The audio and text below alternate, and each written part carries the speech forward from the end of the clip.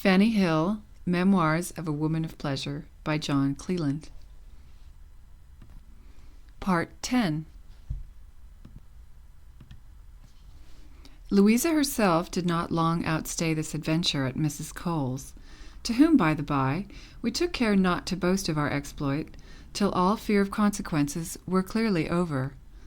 for an occasion presenting itself of proving her passion for a young fellow at the expense of her discretion, proceeding all in character, she packed up her toilet at half a day's warning, and went with him abroad, since which I entirely lost sight of her, and it never fell in my way to hear what became of her. But a few days after she had left us, two very pretty young gentlemen, who were Mrs. Cole's especial favourites, and free of her academy, easily obtained her consent for Emily's and my acceptance of a party of pleasure at a little but agreeable house belonging to one of them, situated not far up the river Thames on the Surrey side. Everything being settled, and it being a fine summer day, but rather of the warmest, we set out after dinner and got to our rendezvous about 4 in the afternoon. Where landing at the foot of a neat, joyous pavilion, Emily and I were handed into it by our squires, and there drank tea with a cheerfulness and gaiety that the beauty of the prospect, the serenity of the weather, and the tender politeness of our sprightly gallants naturally led us into. After tea, and taking a turn in the garden, my particular, who was the master of the house, and had in no sense schemed this party of pleasure for a dry one, proposed to us, with that frankness which his familiarity at Mrs. Cole's entitled him to, as the weather was excessively hot, to bathe together, under a commodious shelter that he had prepared expressly for that purpose, in a creek of the river, with which a side door of the pavilion immediately communicated, and where we might be sure of having our diversions out, safe from interruption, and with the utmost privacy. Emily, who never refused anything, and I, who ever delighted in bathing, and had no exception to the person who proposed it, or to those pleasures it was easy to guess it implied, took care, on this occasion, not to wrong our training at Mrs. Cole's, and agreed to it with as good a grace as we could. Upon which, without loss of time, we returned instantly to the pavilion, one door of which opened into a tent, pitched before it, that with its marquise formed a pleasing defence against the sun, or the weather, and was besides as private as we could wish. The lining of it, embossed cloth, represented a wild forest foliage, from the top down to the sides, which in the same stuff were figured with fluted pilasters, with their spaces between filled with flower vases, the whole having a gay effect upon the eye, wherever you turned it. Then it reached sufficiently into the water, yet contained convenient benches round it, either to keep our clothes, or, in short, for more uses than resting upon. There was a side table, too, loaded with sweetmeats, jellies, and other eatables, and bottles of wine and cordials by way of occasional relief from any rawness or chill of the water, or from any faintness from whatever cause, and, in fact, my gallant, who understood share and tiers perfectly, and who, for taste, even if you would not approve this specimen of it, might have been comptroller of pleasures to a Roman emperor, had left no requisite towards convenience or luxury unprovided. As soon as we had looked round this inviting spot, and every preliminary of privacy was duly settled, strip was the word, when the young gentlemen soon dispatched the undressing, each his partner, and reduced us to the naked confession of all those secrets of person which dress generally hides, and which the discovery of was, naturally speaking, not to our disadvantage.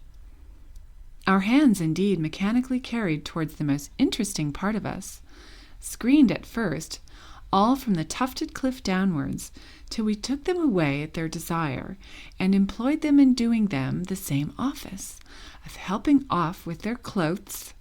in the process of which there passed all the little wantonnesses and frolics that you may easily imagine. As for my spark, He was presently undressed, all to his shirt, the forelappet of which, as he leaned languishingly on me, he smilingly pointed me to observe, as it bellied out or rose and fell, according to the unruly starts of the motion behind it. But it was soon fixed, for now taking off his shirt, and naked as a Cupid, he shooed at me at so upright a stand as prepared me indeed for his application to me for instant ease. But though the sight of its fine size was fit enough to fire me, the cooling air, as I stood in this state of nature, joined to the desire I had of bathing first, enabled me to put him off and tranquilize him with the remark that a little suspense would only set a keener edge on the pleasure. Leading then the way, and shewing our friends an example of continency, which they were giving signs of losing respect to, we went hand in hand into the stream till it took us up to our neck, where the no more than grateful coolness of the water gave my senses a delicious refreshment from the sultriness of the season, and made me more alive, more happy in myself, and, in course, more alert and open to voluptuous impressions. Here I laved and wantoned with the water, or sportively played with my companion, leaving Emily to deal with hers at discretion. Mine, at length, not content with making me take the plunge over head and ears, kept splashing me, and provoking me with all the little playful tricks he could devise, and which I strove not to remain in his debt for. We gave, in short, a loose to mirth, and now nothing would serve him but giving his hands the regale of going over every part of me, neck, breast, belly, thighs, and all the etc., so dear to the imagination, under the pretext of washing and rubbing them, as we both stood in the water, no higher now than the pit of our stomachs, and which did not hinder him from feeling and toying with that leak that distinguishes our sex, and so wonderfully water-tight, for his fingers, in vain dilating and opening it, only let more flame than water into it, be it said without a figure. At the same time he made me feel his own engine, which was so well wound up as to stand even the working in water, and he accordingly threw one arm round my neck, and was endeavoring to get the better of that harsher construction bred by the surrounding fluid, and had in effect won his way so far as to make me sensible of the pleasing stretch of those nether lips from the indriving machine, when, independent of my not liking that awkward mode of enjoyment, I could not help interrupting him, in order to become joint spectators of a plan of joy, in hot operation between Emily and her partner, who, impatient of the fooleries and dalliance of the bath, had led his nymph to one of the benches on the green bank, where he was very cordially proceeding to teach her the difference betwixt jest and earnest. There, setting her on his knee, and gliding one hand over the surface of that smooth, polished, snow-white skin of hers, which now doubly shone with dew-bright lustre, and presented to the touch something like one would imagine of animated ivory, especially in those ruby-nippled globes, which the touch is so fond of and delights to make love to. With the other he was lusciously exploring the sweet secret of nature, in order to make room for a stately piece of machinery that stood upreared between her thighs as she continued sitting on his lap, and pressed hard for instant admission, which the tender Emily, in a fit of humour, deliciously protracted, affecting to decline and elude the very pleasure she sighed for, but in a style of waywardness so prettily put on and managed as to render it 10 times more poignant. Then her eyes, all amidst the softest dying languishment, expressed at once a mock denial and extreme desire, whilst her sweetness was zested with a coyness so pleasingly provoking. Her moods of keeping him off were so attractive that they redoubled the impetuous rage which he covered her with kisses, and the kisses that, whilst she seemed to shy from or scuffle for, the cunning wanton contrived such sly returns of, as were doubtless the sweeter for the gust she gave them of being stolen, ravished. Thus Emily, who knew no art but that which nature itself, in favor of her principal end, pleasure, had inspired her with, the art of yielding, coyed it indeed, but coyed it to the purpose. For with all her straining, her wrestling, and striving to break from the clasp of his arms, she was so far wiser yet than to mean it, that in her struggles it was visible she aimed at nothing more than multiplying points of touch with him, and drawing yet closer the folds that held them everywhere entwined, like two tendrils of a vine intercurling together, so that the same effect, as when Louisa strove in good earnest to disengage from the idiot, was now produced by different motives. Meanwhile, their immersion out of the cold water had caused a general glow, a tender suffusion of heightened carnation over their bodies, both equally white and smooth-skinned,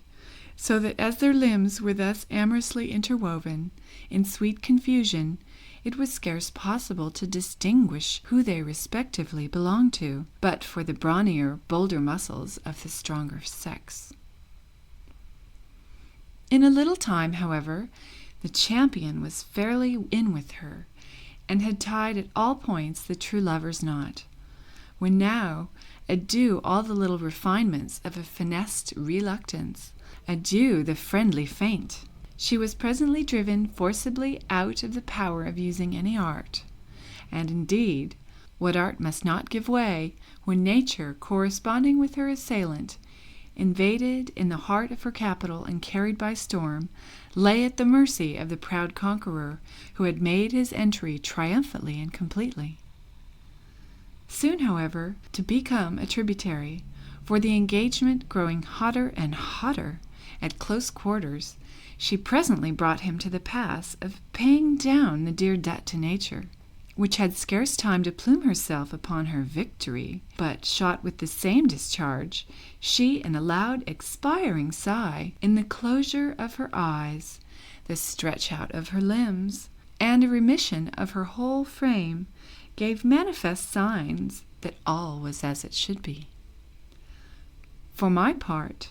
who had not with the calmest patience stood in the water all this time to view this warm action, I leaned tenderly on my gallant, and at the close of it seemed to ask him with my eyes what he thought of it. But he, more eager to satisfy me by his actions than by words or looks, as we shoaled the water towards the shore, shewed me the staff of love so intensely set up, that had not even charity beginning at home in this case, urged me to our mutual relief, it would have been cruel indeed to have suffered the youth to burst with straining, when the remedy was so obvious and so near at hand. Accordingly, we took to a bench, whilst Emily and her spark, who belonged, it seemed, to the sea, stood at the sideboard, drinking to our good voyage. For, as the last observed, we were well under way, with a fair wind up channel and full freighted, nor indeed were we long before we finished our trip to Cythera and unloaded in the old haven, but as the circumstances did not admit of much variation, I shall spare you the description. At the same time, allow me to place you here an excuse I am conscious of owing you, for having, perhaps, too much affected the figurative style, though surely it can pass nowhere more allowably than in a subject which is so properly the province of poetry, nay, is poetry itself, pregnant with every flower of imagination and loving metaphors, even where not the natural expressions, for respects of fashion and sound, necessarily forbid it. Resuming now my history, you may please to know that what with a competent number of repetitions, all in the same strain, and, by the by, we have a certain natural sense that those repetitions are very much to the taste. What a nice circle of pleasures delicately varied! There was not a moment lost to joy all the time we stayed there. Till late in the night we were re-escorted home by our squires, who delivered us safe to Mrs. Cole, with generous thanks for our company. This, too, was Emily's last adventure in our way, for scarce a week after she was, by an accident too trivial to detail you the particulars, found out by her parents, who were in good circumstances, and who had been punished for their partiality to their son, in the loss of him, occasioned by a circumstance of their overindulgence to his appetite, upon which the so long engrossed stream of fondness, running violently in favor of this lost and inhumanely abandoned child, whom if they had not neglected enquiry about, they might long before have recovered. They were now so overjoyed at the retrieval of her, that, I presume, it made them much less strict in examining the bottom of things, for they seemed very glad to take for granted, in the lump, everything that the grave and decent Mrs. Cole was pleased to pass upon them, and soon afterwards sent her, from the country, a handsome acknowledgment. But it was not so easy to replace to our community the loss of so sweet a member of it, for not to mention her beauty, she was one of those mild, pliant creatures that if one does not entirely esteem, one can scarce help loving, which is not such a bad compensation neither. Owing all her weaknesses to good nature, and an indolent facility that kept her too much at the mercy of first impressions, she had just sense enough to know that she wanted leading strings, and thought herself so much obliged to any who would take the pains to think for her and guide her, that with a very little management she was capable of being made a most agreeable, nay, a most virtuous wife, for vice, it is probable, had never been her choice or her fate, if it had not been for occasion or example, or had she not depended less upon herself than upon her circumstances. This presumption her conduct afterwards verified, for presently meeting with a match that was ready cut and dry for her, with a neighbour's son of her own rank, and a young man of sense and order, who took her as the widow of one lost at sea, for so it seems one of her gallants, whose name she had made free with, really was. She naturally struck into all the duties of their domestic life with as much constancy and regularity as if she'd never swerved from a state of undebauched innocence from her youth. These desertions had, however, now so far thinned Mrs. Cole's brood, that she was left with only me, like a hen with one chicken. But though she was earnestly entreated and encouraged to recruit her corps, her growing infirmities, and above all, the tortures of a stubborn hip gout, which she found would yield to no remedy, determined her to bread up her business and retire with a decent pittance into the country, where I promised myself nothing so sure as my going down to live with her as soon as I had seen a little more of life, and improved my small matters into a competency that would create in me an independence on the world.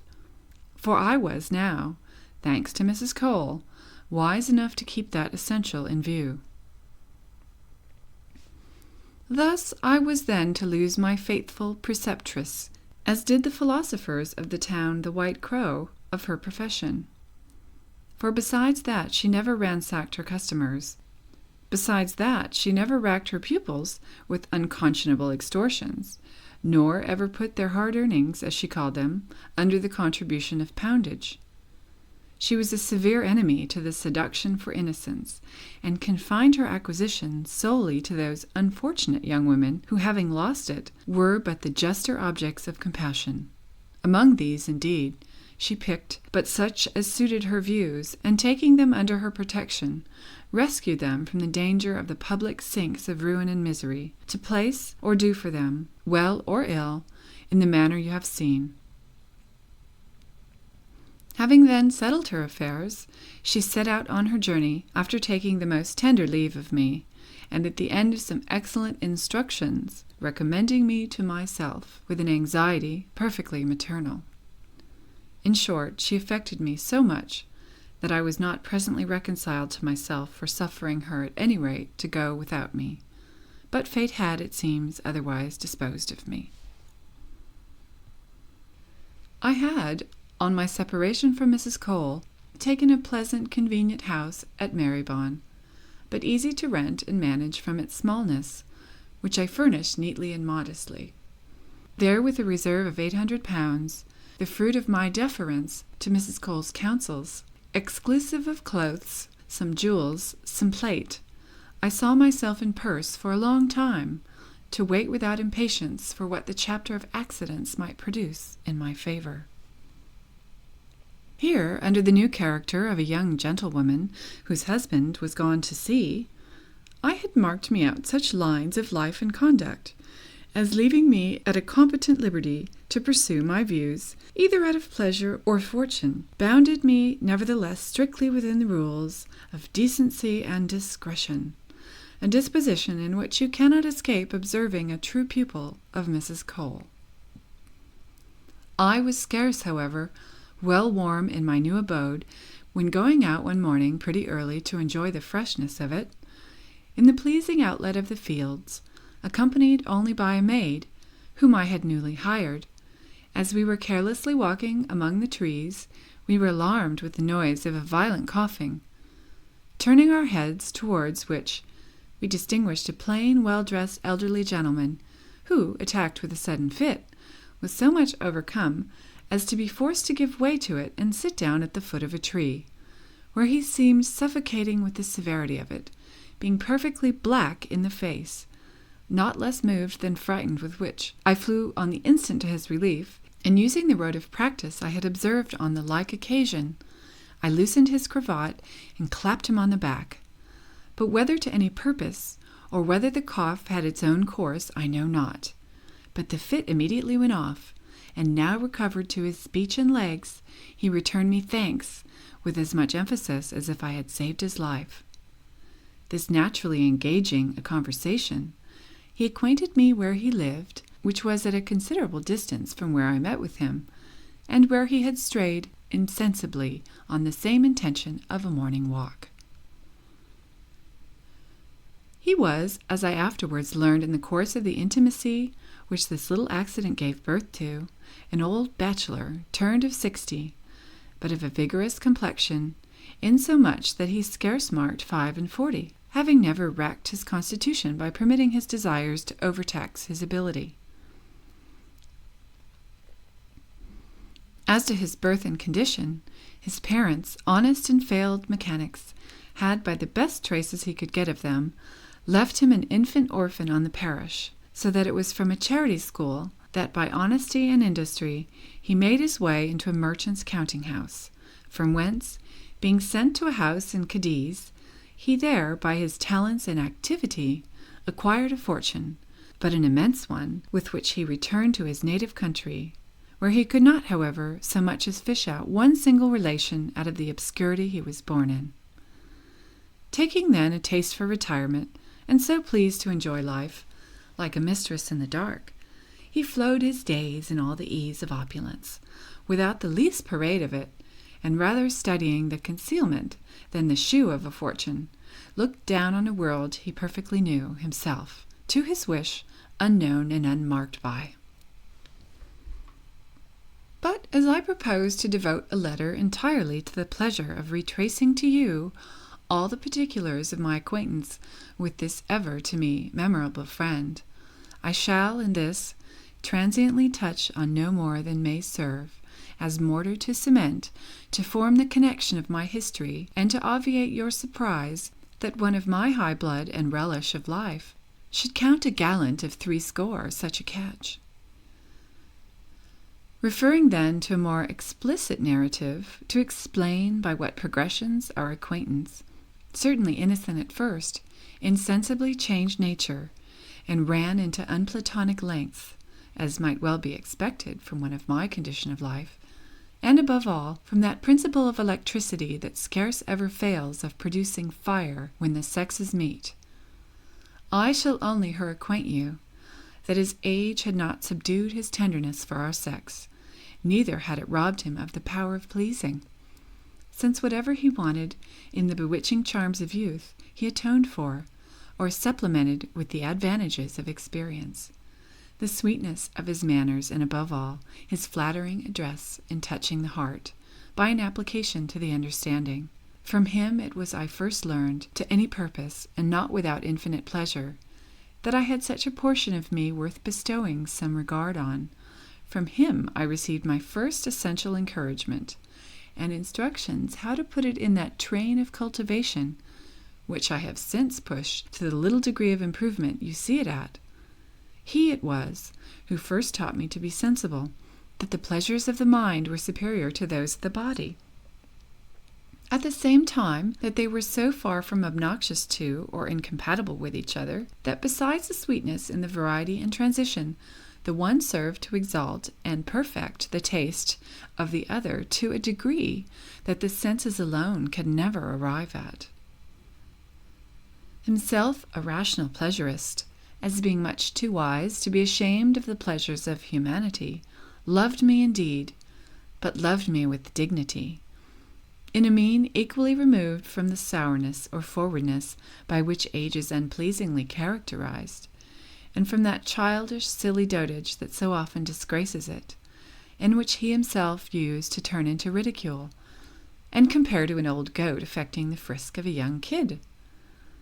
In short, everything that is generally unamiable in his season of life was, in him, repaired by so many advantages, that he existed a proof, manifest at least to me, that it is not out of the power of age to please. If it lays out to please, and if, making just allowances, those in that class do not forget that it must cost them more pains and attention than what youth, the natural springtime of joy, stands in need of, as fruits out of season require proportionately more skill and cultivation to force them. With this gentleman, then, who took me home soon after our acquaintance commenced, I lived near 8 months, in which time my constant complaisance and docility, my attention to deserve his confidence and love,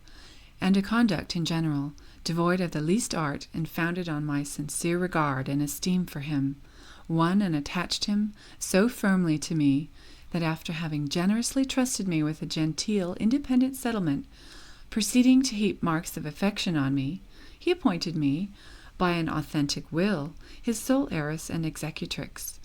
a disposition which he did not outlive 2 months, being taken from me by a violent cold that he contracted as he unadvisedly ran to the window on an alarm of fire at some street's distance, and stood there naked-breasted and exposed to the fatal impressions of a damp night air. After acquitting myself of my duty towards my deceased benefactor, and paying him a tribute of unfeigned sorrow, which a little time changed into a most tender, grateful memory of him that I shall ever retain, I grew somewhat comforted by the prospect that now opened to me, if not of happiness, at least of affluence and independence. I saw myself then in the full bloom and pride of youth, for I was not yet 19, actually at the head of so large a fortune, as it would have been even the height of impudence in me to have raised my wishes, much more my hopes too, and that this unexpected elevation did not turn my head, I owed to the pains my benefactor had taken to form and prepare me for it, as I owed his opinion of my management of the vast possessions he left me, to what he had observed of the prudential economy I had learned under Mrs. Cole, of which the reserve he saw I had made was a proof and encouragement to him. But alas, how easily is the enjoyment of the greatest sweets in life, in present possession, poisoned by the regret of an absent one! But my regret was a mighty and just one, since it had my only truly beloved Charles for its object. Given him up I had, indeed, completely, having never once heard from him since our separation, which, as I found afterwards, had been my misfortune, and not his neglect, for he wrote me several letters, which had all miscarried, but forgotten him I never had. Amidst all my personal infidelities, not one had made a pin's point impression on a heart impenetrable to the true love passion but for him. As soon, however, I was mistress of this unexpected fortune, I felt more than ever how dear he was to me, from its insufficiency to make me happy, whilst he was not to share it with me. My earliest care, consequently, was to endeavour at getting some account of him, but all my researches produced me no more light than his father had been dead for some time, not so well as even with the world, and that Charles had reached his port of destination in the South Seas, where finding the estate he was sent to recover dwindled to a trifle by the loss of 2 ships, in which the bulk of his uncle's fortune lay, he was come away with a small reminder, and might, perhaps according to the best advice, in a few months return to England, from whence he had, at the time of this my inquiry, been absent 2 years and 7 months, a little eternity in love. You cannot conceive with what joy I embraced the hopes thus given me of seeing the delight of my heart again. But as the terms of months was assigned it, in order to divert and amuse my impatience for his return, after settling my affairs with much ease and security, I set out on a journey for Lancashire, with an equipage suitable to my fortune, and with a design purely to revisit my place of nativity, for which I could not help retaining a great tenderness, and might naturally not be sorry to shew myself there, to the advantage I was now in pass to do, after the report Esther Davis had spread of my being spirited away to the plantations, for on no other supposition could she account for the suppression of myself to her, since her leaving me so abruptly at the inn. Another favourite intention I had, to look out for my relations, though I had none besides distant ones, and prove a benefactress to them. Then Mrs. Cole's place of retirement, lying in my way, was not amongst the least of the pleasures I had proposed to myself in this expedition. I had taken nobody with me but a discreet, decent woman to figure it as my companion, besides my servants, and was scarce got into an inn, about 20 miles from London, where I was to sup and pass the night, when such a storm of wind and rain sprang up as made me congratulate myself on having got under shelter before it began. This had continued a good half-hour, when, bethinking me of some directions to be given to the coachman, I sent for him, and not caring that his shoes should soil the very clean parlour in which the cloth was laid, I stepped into the hall kitchen where he was, and where, whilst I was talking to him, I slantingly observed 2 horsemen driven in by the weather, and both wringing wet, one of whom was asking if they could not be assisted with a change, while their clothes were dried. But heavens! Who can express what I felt at the sound of a voice ever present to my heart, and that is now rebounded at? Or when pointing my eyes towards the person it came from, they confirmed its information, in spite of so long an absence, and of a dress one would have imagined studied for a disguise, a horseman's great coat with a stand-up cape and his hat flapped. But what could escape the piercing alertness of a sense surely guided by love? A transport then like mine was above all consideration, or schemes of surprise, and I, that instant, with the rapidity of the emotions that I felt the spur of, shot into his arms, crying out, as I threw mine round his neck, "My life, my soul, my Charles!" and without further power of speech swooned away under the pressing agitations of joy and surprise. Recovered out of my entrancement, I found myself in my charmer's arms, but in the parlour, surrounded by a crowd, which this event had gathered round us, and which immediately, on a signal from the discreet landlady, who currently took him for my husband, cleared the room, and desirably left us alone to the raptures of this reunion, my joy at which had like to have proved, at the expense of my life, power superior to that of grief at our fatal separation. The first object, then, that my eyes opened on was their supreme idol,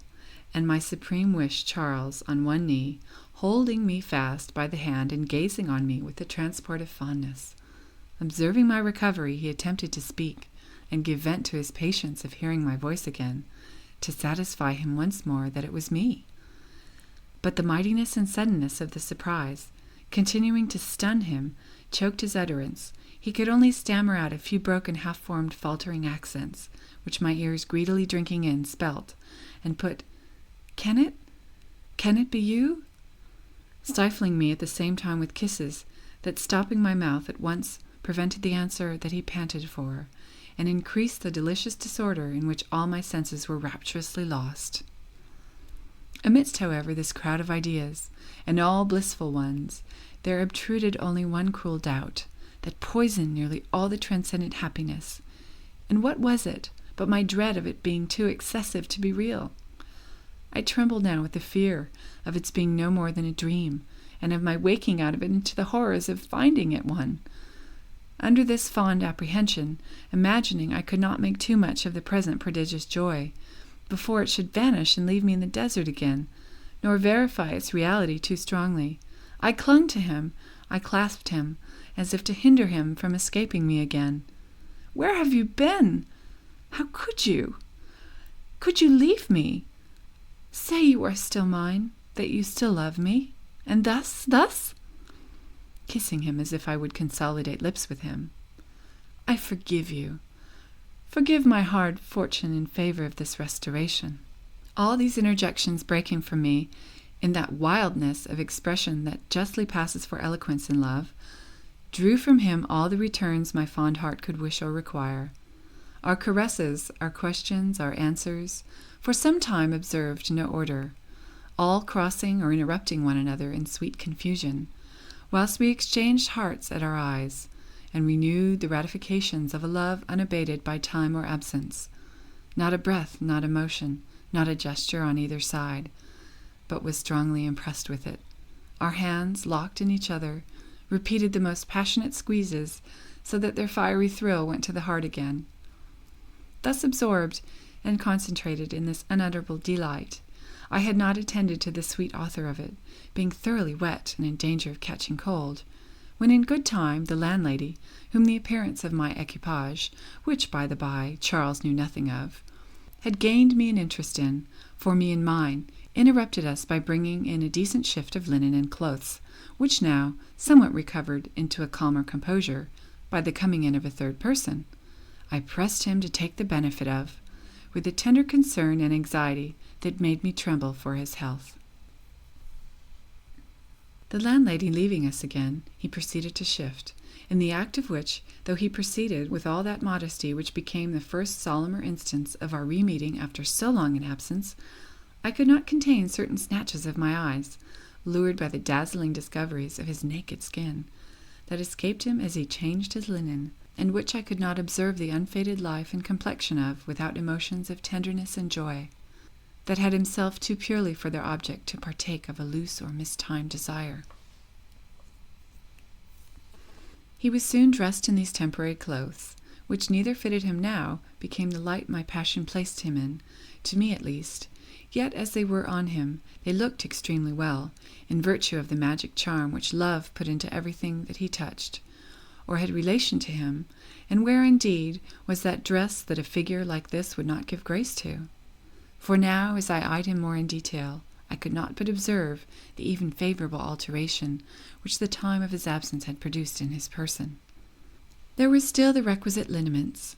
and the same vivid vermilion and bloom reigning on his face, but now the roses were more fully blown.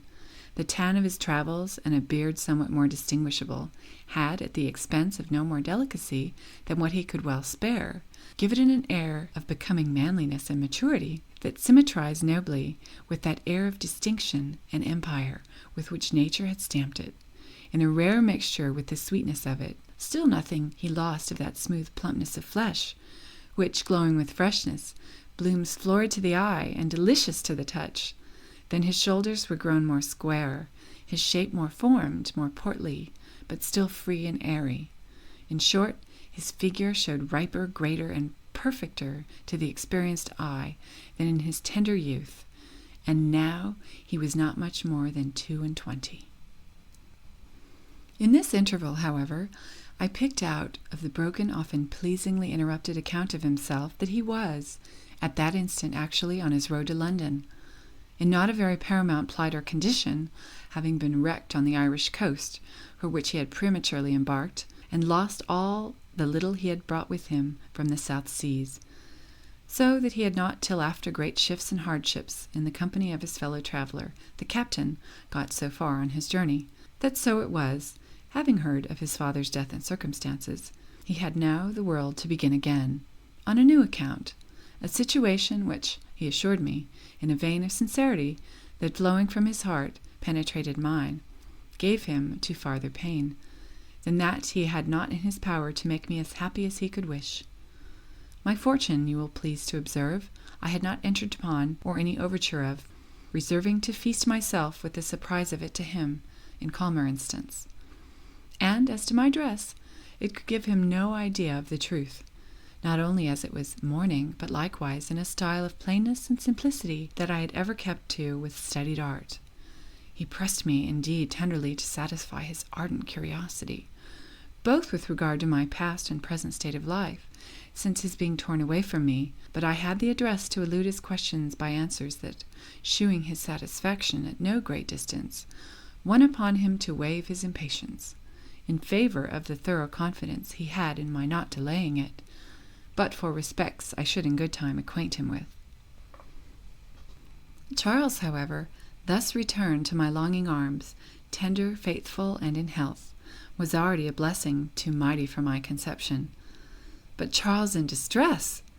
Charles reduced and broken down to his naked personal merit, was such a circumstance in favor of the sentiments I had for him as exceeded my utmost desires, and accordingly I seemed so visibly charmed, so out of time and measure pleased at his mention of his ruined fortune, that he could account for it no way, but that the joy of seeing him again had swallowed up every other sense or concern. In the meantime,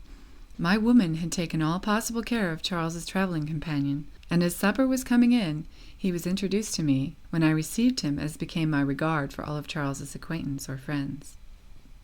We four then supped together, in the style of joy, congratulation, and pleasing disorder that you may guess.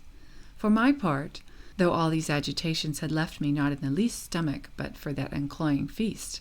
the sight of my adored youth, I endeavoured to force it, by way of example for him, who I conjectured must want a recruit after riding, and indeed he ate like a traveller, but gazed at and addressed me all the time like a lover. After the cloth was taken away, and the hour of repose came on, Charles and I were, without further ceremony, in quality of man and wife, shewn up together to a very handsome apartment, and in all course the bed, they said, the best in the inn. And here, decency, forgive me, if once more I violate thy laws, and keeping the curtains undrawn, sacrifice thee for the last time to that confidence without reserve, with which I engage to recount to you the most striking circumstances of my youthful disorders. As soon then as we were in the room together, left to ourselves, the sight of the bed starting the remembrance of our first joys, and the thought of my being instantly to share it with the dear possessor of my virgin heart, moved me so strongly that I was well leaned upon him, or I must have fainted again under the overpowering sweet alarm. Charles saw into my confusion, and forgot his own, that was scarce less, to apply himself to the removal of mine. But now the true refining passion had regained through the possession of me, with all its train of symptoms, a sweet sensibility, a tender timidity, love-sick yearnings tempered with diffidence and modesty, all held me in subjection of soul, incomparably dearer to me than the liberty of heart which I had been too long, the mistress of, in the course of those grosser gallantries, the consciousness of which now made me sigh with a virtuous confusion and regret. No real virgin in view of the nuptial bed could give more bashful blushes to the unblemished innocence than I did to a sense of guilt, and indeed I loved Charles too truly not to feel severely that I did not deserve him. As I kept hesitating and disconcerted under this soft distraction, Charles, with a fond impatience, took the pains to undress me, and all I can remember amidst the flutter and discomposure of my senses was some flattering exclamations of joy and admiration, more especially at the feel of my breasts, now set at liberty from my stays, and which, panting and rising in tumultuous throbs, swelled upon his dear touch, and gave it the welcome pleasure of finding them well formed and unfailed in firmness. I was soon laid in bed, and scarce languished an instant for the darling partner of it, before he was undressed and got between the sheets, with his arms clasped round me, giving and taking, with gust inexpressible, a kiss of welcome, that my heart rising to my lips stamped with its warmest impression, concurring to by bliss, with that delicate and voluptuous emotion which Charles alone had the secret to excite, and which constitutes the very life, the essence of pleasure. Meanwhile, 2 candles lighted on a side table near us, and a joyous wood fire, threw a light into the bed that took from one sense of great importance to our joys all pretext for complaining of its being shut out of its share of them, and indeed, the sight of my idolized youth was alone, from the ardor with which I had wished for it, without other circumstance, a pleasure to die of. But his action was now a necessity to desires so much on edge as ours. Charles, after a very short reclusive dalliance, lifting up my linen and his own, laid the broad treasures of his manly chest close to my bosom, both beating with the tenderest alarms, when now the sense of his glowing body, naked in touch with mine, took all power over my thoughts out of my own disposal, and delivered up every faculty of the soul to the sensiblest of joys, that affecting me infinitely more with my distinction of the person than of the sex, now brought my conscious heart deliciously into play. My heart, which, eternally constant to Charles, had never taken any part in my occasional sacrifices to the calls of constitution, complaisance, or interest. But what became of me, when as the powers of solid pleasure thickened upon me, I could not help feeling the stiff stake that had been adorned with the trophies of my despoiled virginity, bearing hard and inflexible against one of my thighs, which I had not yet opened, from a true principle of modesty, revived by a passion too sincere to suffer any aiming at the false merit of difficulty, or my putting on an impertinent mock coyness. I have, I believe, somewhere before remarked that the feel of that favorite piece of manhood has, in the very nature of it, something inimitably pathetic. Nothing can be dearer to the touch, nor affect it with a more delicious sensation. Think then, as a love thinks, what must be the consummate transport of that quickest of our senses, in their central seat too, when after so long a deprival it felt itself re-inflamed under the pressure of that peculiar scepter member which commands us all, but especially, my darling, elect from the face of the whole earth. And now, at its mightiest point of stiffness, it felt to me something so subduing, so active, so solid and agreeable, that I know not what name to give its singular impression, but the sentiment of consciousness of its belonging to my supremely beloved youth gave me so pleasing an agitation, and worked so strongly on my soul, that it sent all its sensitive spirits to that organ of bliss in me, dedicated to its reception. There, concentring to a point, like rays in a burning glass, they glowed. They burnt with the intensest heat. The springs of pleasure were, in short, wound up to such a pitch. I panted now so exquisitely keen an appetite for the eminent enjoyment that I was even sick with desire, and unequal to support the combination of two distinct ideas that delightfully distracted me. For all the thought I was capable of was that I was now in touch at once with the instrument of pleasure and the great seal of love, ideas that, mingling streams, poured such an ocean of intoxicating bliss on a weak vessel, all too narrow to contain it, that I lay overwhelmed, absorbed, lost in an abyss of joy, and dying of nothing but immoderate delight. Charles then roused me, somewhat out of this ecstatic distraction, with a complaint softly murmured, amidst a crowd of kisses, at the position, not so favorable to his desires, in which I received his urgent insistence for admission, where that insistence was alone so engrossing a pleasure that it made me inconsistently suffer a much dearer one to be kept out. But how sweet to correct such a mistake! My thighs, now obedient to the imitations of love and nature, gladly disclose, and with a ready submission, rein up the soft gateway to the entrance of pleasure. I feel the delicious velvet tip. He enters me might and main with, my pen drops from me here in the ecstasy now present to my faithful memory. Description too deserts me, and delivers over a task above its strength of wing to the imagination. But it must be an imagination exalted by such a flame as mine that can do justice to that sweetest, noblest of all sensations that hailed and accompanied the stiff insinuation all the way up till it was at the end of its penetration, sending up through my eyes the sparks of the love fire that ran all over me and blazed in every vein and every pore of me, a system incarnate of joy all over. I had now totally taken in love's true arrow from the point up to the feather. In that part were making now a new wound the lips of the original one of nature, which had owed its first breathing to this dear instrument, clung as if sensible of gratitude, in eager suction round it, whilst all its inwards embraced it tenderly with a warmth of gust, a compressive energy that gave it, in its way, the heartiest welcome in nature. Every fibre there gathering tight round it, and straining ambitiously to come in for its share of the blissful touch.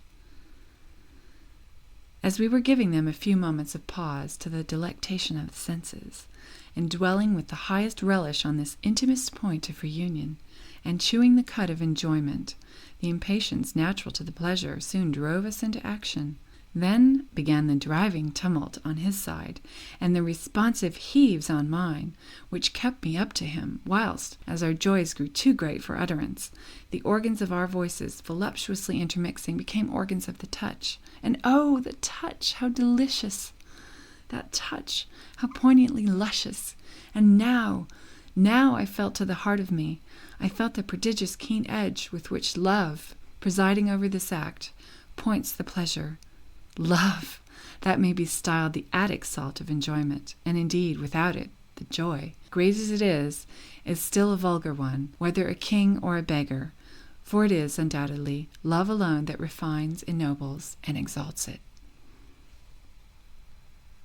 Thus happy, then, by the heart, happy by the senses, it was beyond all power, even of thought, to form the conception of a greater delight than what I was now consummating the fruition of. Charles, whose whole frame was convulsed with the agitation of his rapture, whilst the tenderest fires trembled in his eyes, all assured me of a perfect concord of joy, penetrated me so profoundly, touched me so vitally, took me so much out of my own possession, whilst he seemed himself so much in mine, that in a delicious enthusiasm I imagined such a transfusion of heart and spirit as that coalescing and making one body and soul with him, I was he, and he me. But all this pleasure tending, like life from its first instance, towards its own dissolution,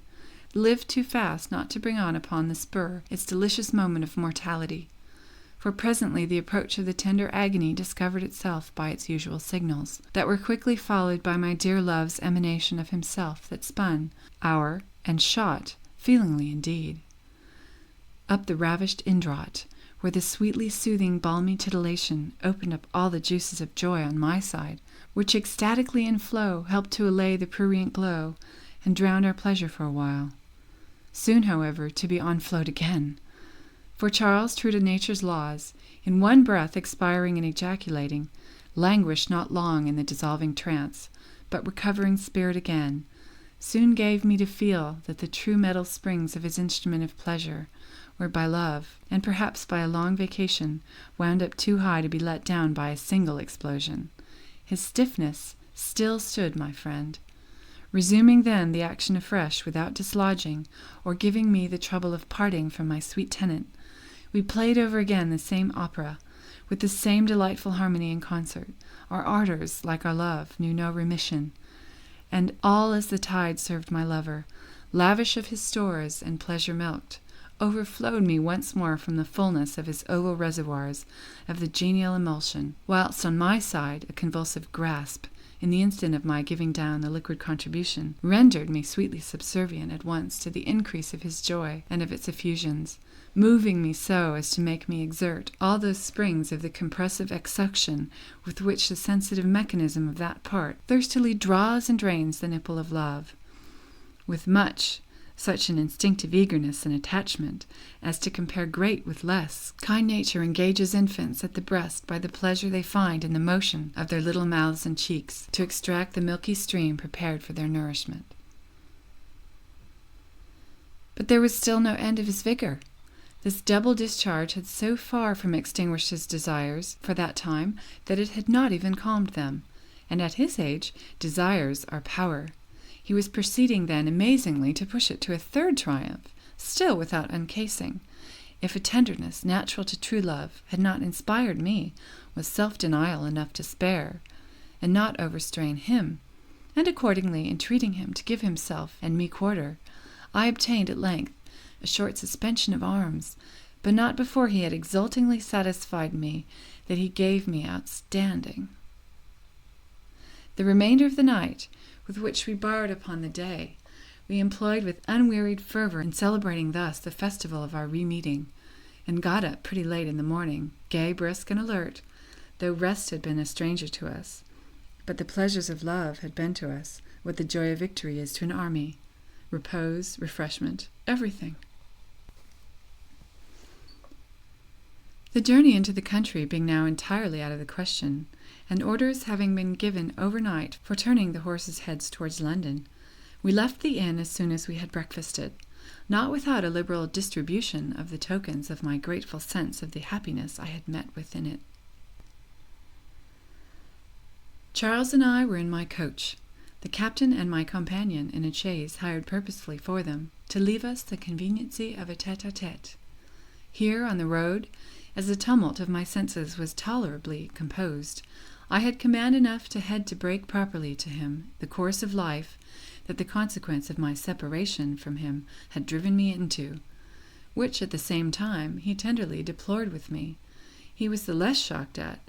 as, on reflecting how he had left me circumstance, he could not be entirely unprepared for it.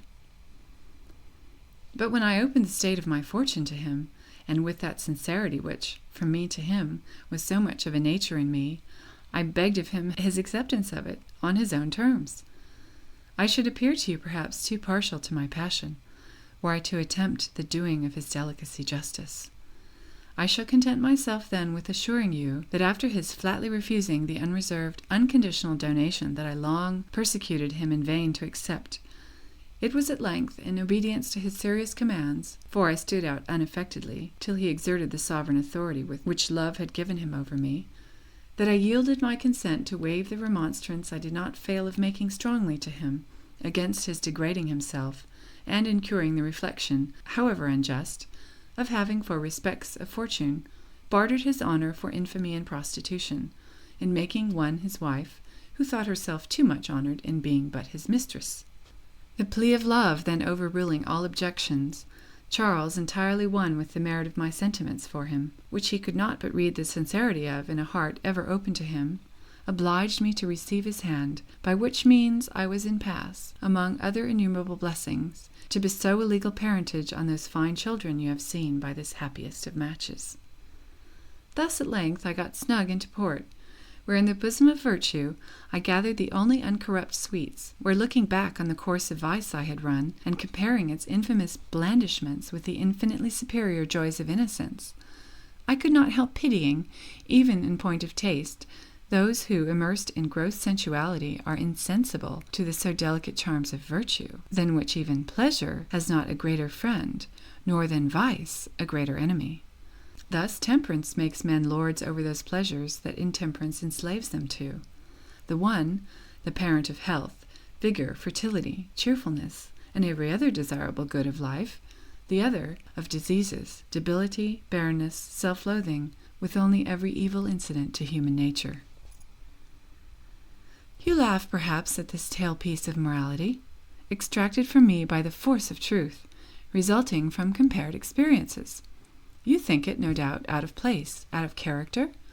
Possibly, too, you may look on it as the paltry finesse of one who seeks to mask a devotee to vice under a rag of a veil, impudently smuggled from the shrine of virtue, just as if one was to fancy oneself completely disguised at a masquerade, with no other change of dress than turning one's shoes into slippers, or as if a writer should think to shield a treasonable libel by concluding it with a formal prayer for the king. But, independent of my flattering myself that you have a juster opinion of my sense and sincerity, give me leave to represent to you that such a supposition is even more injurious to virtue than to me, since, consistently with candour and good nature, it can have no foundation but in the falsest of fears that its pleasures cannot stand in comparison with those of vice. But let truth dare to hold it up in its most alluring light. Then mark how spurious, how low of taste, how comparatively inferior its joys are to those which virtue gives sanction to, and whose sentiments are not above making even a sauce for the senses, but a sauce of the highest relish, whilst vices are the harpies that infect and foul the feast. The paths of vice are sometimes strewed with roses, but then they are forever infamous for many a thorn, for many a cankerworm. Those of virtue are strewed with roses purely, and those eternally unfading ones. If you do me then justice, you will esteem me perfectly consistent in the incense I burn to virtue. If I had painted vice in all its gayest colors, if I have decked it with flowers, it has been solely in order to make the worthier the solemner sacrifice of it to virtue. You know Mr. C.O. You know his estate, his worth, and good sense. Will you pronounce it ill-meant, at least of him, when anxious for his son's morals, with a view to form him to virtue and inspire him with a fixed, irrational contempt for vice,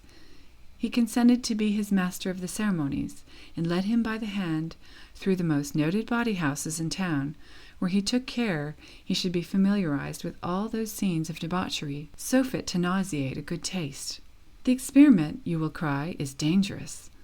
True, on a fool. But are fools worth so much attention? I shall see you soon, and in the meantime think candidly of me, and believe me ever, Madam, yours, etc., etc., etc. End of Part 10.